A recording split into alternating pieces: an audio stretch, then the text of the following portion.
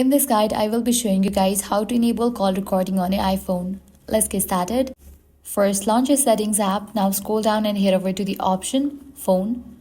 Now over here, you're gonna find the option of audio call recording. You will need to toggle on for that option. Once you do that, you'll be good to go.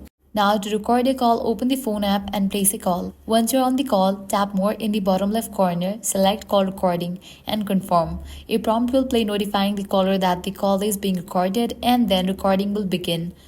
You can stop recording anytime by tapping the square icon or ending the call. Once the recording is finished, it will be saved directly to your Notes app, leveled with the call details, for example, call with tech guide.